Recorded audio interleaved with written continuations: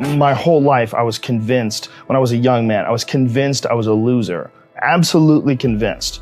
Until I started getting really good at martial arts, I never thought I was good at anything. I just had a very low self-esteem. And I was limiting myself by what I thought were other people's opinions of me. This is when I was a really young kid. And I didn't figure this out until I was like in my 30s. But I think that you absolutely can be limited by your perceptions of someone's definitions of you. But you can break through that stuff. That's what you break through with discipline.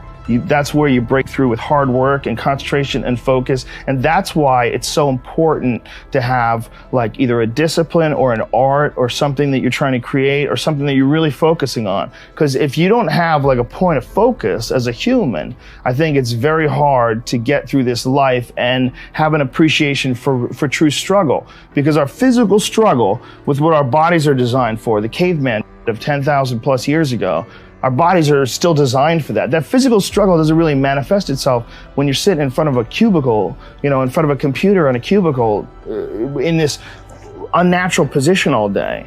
I think the whole situation is very confusing for the human body.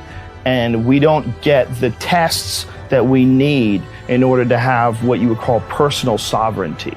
So you got to impose those tests on yourself. Your life would feel better and richer if you had a goal, you chase that goal, you accomplish some things, and you would get this boost of confidence, you'd get this boost of self-esteem, like whatever it is that you're into doing. Maybe you're into drawing comic books. Maybe you're into making pottery or sculptures, but find whatever that is and pursue that instead of doing nothing. Like the people that are doing nothing, doing something might be as simple as like that Alex Honnold guy.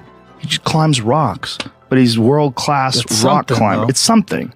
You don't truly appreciate relaxation unless you've worked hard. And that is the yin and the yang of life. And I've said this to the point of people getting sick of it, but one of the worst decisions a man can make, I can only speak for men, obviously, is to be comfortable. I don't think you should try to be comfortable. I think what you should try to do is try to earn comfort. And if you can get a day off where you've worked hard and you've accomplished goals, that day off will be so sweet. When I work hard and I sit in front of the TV, I enjoy the shit out of it. I put my feet up, I have a nice drink, I enjoy my free time. I'm more of a workaholic than I should be, probably. If the balance was, I probably should relax more than I do, but I never feel like I earned it. But that's part of the reason why when I do feel like I earned it, I can enjoy it. It's because I am more connected to the idea that I need to accomplish things and it's not like for anybody else's benefit other than my own or anybody else's approval other than my own. When I have a task, whether it's today I'm going to write 1,000 words, or 2,000 or whatever the number is. If I don't do that, I write things down. Like I'll write down a list of things that get accomplished that day. And if I don't accomplish that, I'll get sick. Like it'll drive me crazy. If I can't fill out that list, that drives me nuts, but that's what led me to be a championship level martial artist. That's what led me to achieve it's the reinforcement of those goals, like understanding that you can achieve those goals. It's going to be difficult. You're going to push through the difficulty, and then you're going to understand what difficulty truly is and how much of it is just mental, how much of it is just in your mind, this adversity to difficult task or to struggle. And a lot of people have that. They're scared. They're scared of complications. They're scared of failure. Failure is a big one that people are afraid of. But failure is one of the most important things you could ever have as far as like the motivation to do things differently. One of the reasons why I think that I'm good at friendships and relationships is because I've failed at them in the past. One of the things that I'm good at comedy is because I've bombed on stage. One of the reasons why I'm good at work is because I've been a shitty worker in the past. And I know the feeling of failure, the feeling of shame, of being like a weak, non-motivated, lazy person. It's a weak feeling. You don't respect yourself. And I have this phrase that I use all the time to people to try to motivate people. I say that be the hero in your own movie. Pretend that if your life was a movie and your life started now, what would the hero do? What would the person that you respect do? What would the person that you admire, person that inspires you, what would they do? Well, do that. And if you do that, you slowly build momentum.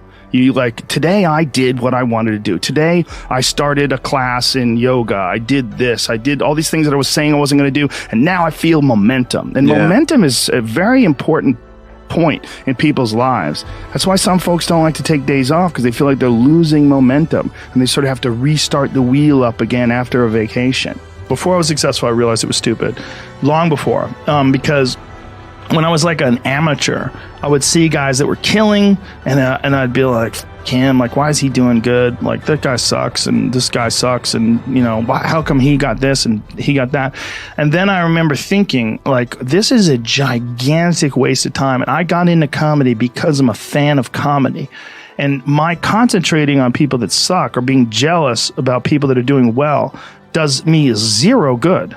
But instead, if I can be inspired, and I can get fired up by it. I mean, I figured this out in my early 20s. I was like, okay, this is I have a poor way of looking at it, because it's a martial arts thing. Because in martial arts, like, you can't be jealous of someone else's ability. You have to realize you might have to fight them someday. So by realizing that they're really good, you're forced to be objective about it. And you have to go to work. Like, you have to go, that guy's better than me. I got to get better. And you have to go to work. Right. There's no positive benefit in underestimating someone. The one thing that discipline definitely does help you with is it helps you get things done. And when you get things done, when you actually do things, you have more success. If you have more success, and sometimes a big part of success is just not being lazy and just doing it. Yeah. That's like 90% of it is just showing up.